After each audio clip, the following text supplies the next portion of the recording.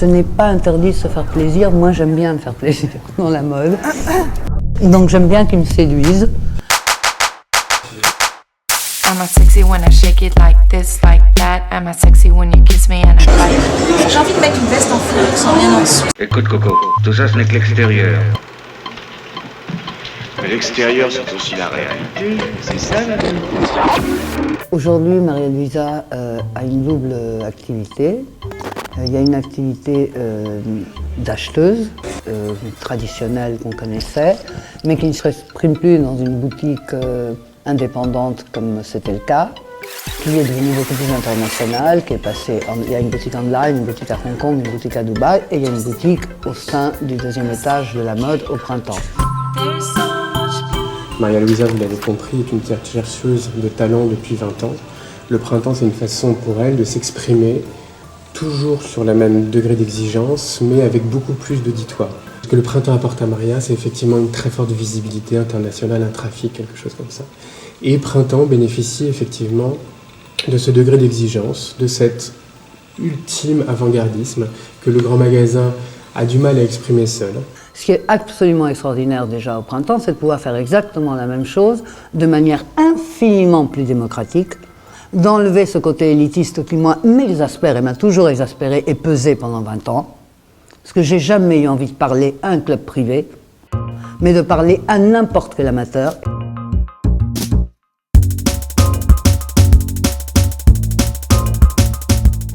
Et à un moment donné, il y a une double facette dans le métier, Maria l'exprime parfaitement, c'est oui de la création et en même temps c'est du produit derrière. C'est là où je rejoins tout à fait Jean-Jacques Picard et tous les gens qui pensent que la mode est un art appliqué et non pas un art tout court. C'est que si c'était un art tout court, honnêtement, je ne me permettrais pas d'être déçu ni de m'exprimer de manière un peu négative sur certains défilés très extrêmes qui font l'impasse complète sur le produit et donc l'impasse sur la nature même de leur activité. J'ai toujours voulu sauvegarder une espèce de réaction de cliente.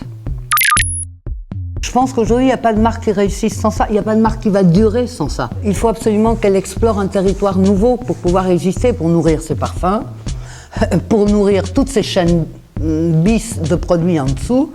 S'il n'y a pas un cerveau créatif qui fait basculer le débat dans quelque chose qui peut nous surprendre, etc., vous ne donnez pas de nourriture à la marque. C'est le rôle des DA d'aujourd'hui. Très clairement, la créativité, c'est le nerf de la guerre. Et on voit bien les maisons qui cessent à un instant T pour X raisons d'être créatives, elles perdent du terrain. Elles perdent du terrain sur les autres.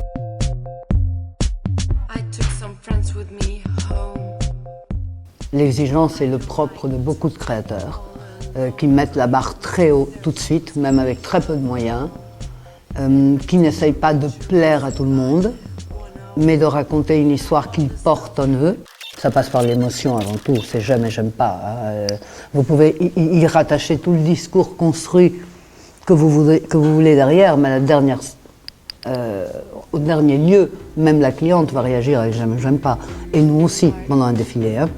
Après, là où c'est important d'avoir un équilibre, c'est qu'il faut, oui, avoir une créativité forte, et en même temps, il faut accepter de vendre. Il faut avoir une construction de collection, il faut accepter de faire des déclinaisons. Et c'est vrai qu'on a la chance en France d'avoir une mode qu'on appelle mode créative, qui est donc la mode pour tout le monde, on va dire, qui est la plus riche au monde.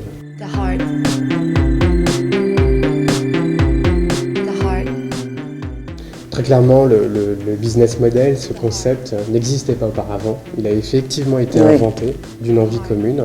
Et aujourd'hui, c'est vrai qu'on se rend bien compte du succès et médiatique et au sein de la profession et vis-à-vis des clients.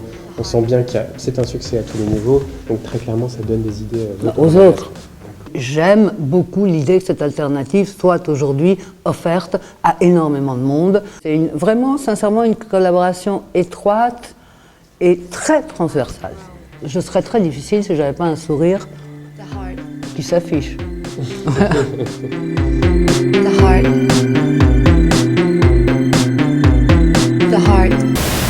J'ai lu dans le journal que les impératifs de la mode sont plus catégoriques que ceux de la philosophie.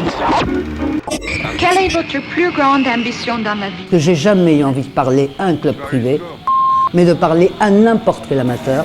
Devenir immortel. et puis mourir. Am I sexy when I shake it like this, like that? Am I sexy when you kiss me and I bite you back? Am I sexy when I tell I got it all on track? Am I sexy, tell me baby, when I hump your cat?